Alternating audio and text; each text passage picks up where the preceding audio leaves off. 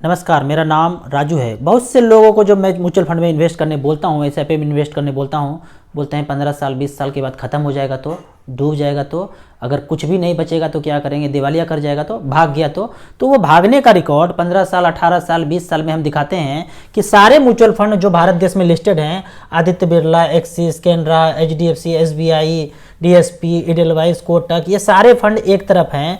और यहाँ पे ये दिखाया जा रहा है कि 10,000 रुपये पर मंथ किया तो 1 साल, 3 साल, 5 साल, 6 साल, 7 साल, 8 साल, 10 साल, 12 साल, 15 साल, 18 साल और 20 साल में एवरेज क्या क्या रिटर्न दिया। तो यहाँ देखते हैं कि 15 साल का बात करते हैं तो एवरेज रिटर्न देखते हैं कि 10-10 हज़ार रुपया चलता रहा, 15 साल तक चलता रहा, 14%, 13% का एवरेज रिटर्न यहाँ पे दिखाया जा रहा है। कंपाउंडिंग रिटर्न है, ये एनुअल कंपाउंडेड रिटर्न है। 14% कौन दिवालिया किया, 20% क्या दिवालिया हो गया, 14% को दिवालिया बोलते हैं क्या, 13.76 को दिवालिया बोलते हैं क्या, बैंक से डबल अगर रिटर्न कोई दे रहे हैं तो क्या उसको दिवालिया बोलते हैं, भाग गए ये बोलते हैं। 15.25% का पर एनम कंपाउंडिंग रिटर्न ये पिछले 15 साल में दिए हैं। 14.16, 15.58, 14.32, 16.80, 17.38, 19.58, 17.44, 14.15, 11.74 सबसे कम इस फंड ने रिटर्न दिया। फंड का नाम देखते हैं जो सबसे कम का रिटर्न दिया है, उस फंड का नाम है सुंदरम सेलेक्ट फोकस फंड। इस फंड ने 11.74 का रिटर्न दिया है, 11.74 का रिटर्न दिया है। तो ये मिनिमम रिटर्न है पिछले 15 साल में इस फंड का। बाकी फंड को देखते हैं 15.32, 13.99, 13.89, इस तरह का एवरेज चलता गया।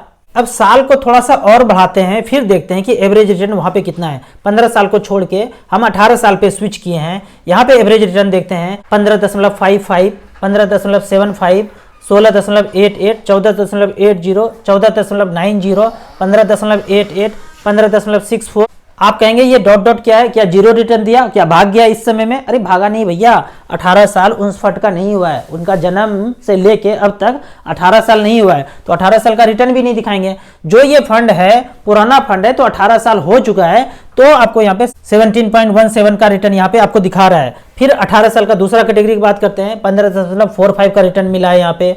और बात करते हैं 12.89 सबसे मिनिमम रिटर्न मिला है। तो क्या ये दिवालिया हो गया, आपका पैसा लेके भाग गया, डूब गया? कितना भी हो तो बैंक से 1.5 गुना ज्यादा पैसा हुआ, 2 गुना पैसा हुआ।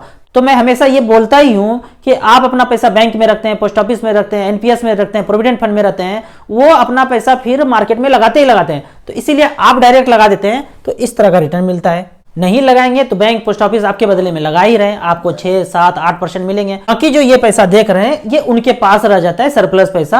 आपको 6-7% के हकदार हैं, आपको उतना ही मिलता है। फिर यहाँ पे देखते हैं 16.05 का रिटर्न है। अब आगे कैटेगरी का अगर बात करते हैं और साल बढ़ाते हैं तो 20 साल में देखते हैं 17.71 का रिटर्न है एवरेज, 18.43 का रिटर्न है, 19% का, 17%, 17% रिटर्न, 18.41। तो इस तरह से आप देखेंगे कौन दिवालिया हो रहा है, कौन भाग रहा है, कौन डूब रहा है।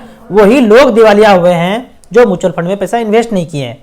फिर यहाँ पे इस कैटेगरी का बात करें तो यहाँ देखते हैं क्या लिखा हुआ है कि बीएससी सेंसेक्स में एवरेज पैसा लगाया, इंडेक्स में लगाया, सेंसेक्स में लगाए, रेकरिंग डिपॉजिट में लगाया, तो यहाँ पे क्या रिटर्न है ये देखते हैं। इंडेक्स और सेंसेक्स का रिटर्न देखते हैं, 13.62% का रिटर्न है, 13.94 का रिटर्न है।